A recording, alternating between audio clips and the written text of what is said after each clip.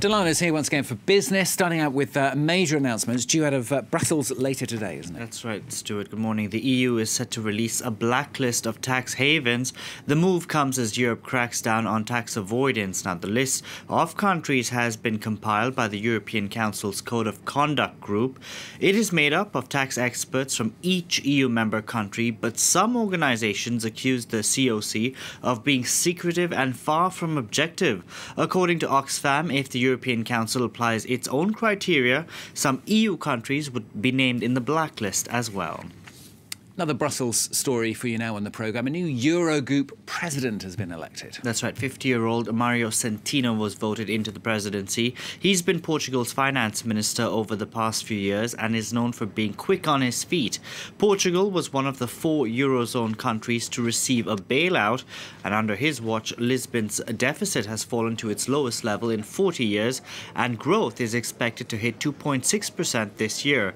As Eurogroup president, Centeno says his aim will be to generate consensus. It's an honor because of the relevance of this group, of the quality of all my colleagues, of the importance of the job we have to carry over the next couple of years. We have a very unique time window to prepare or to further prepare our economies and our societies better. We are very much focused on that. Now, next, we've got more details emerging on the year's largest acquisition in the US. That's right, Stuart. CVS will be diving deeper into healthcare with its $69 billion purchase of insurance provider Aetna. The second largest drugstore chain in the United States says it will be able to add to the medical services it has on offer.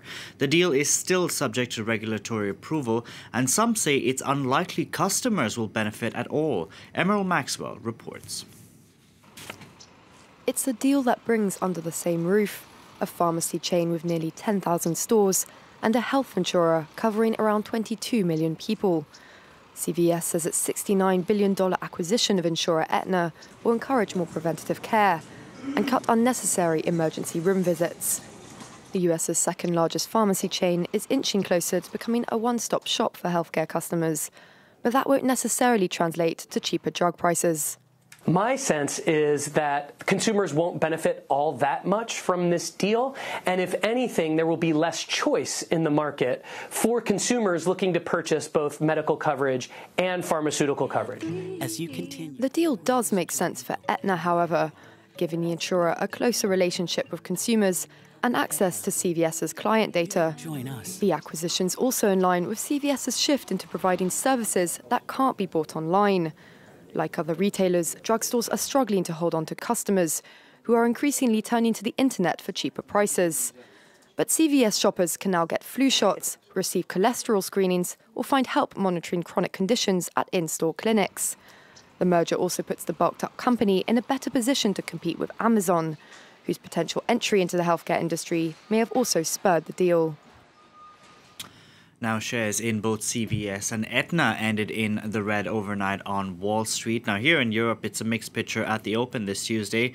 News of no breakthrough in Brussels weighing on investors' sentiment. The FTSE in London opening the session in positive territory, up 0.2%.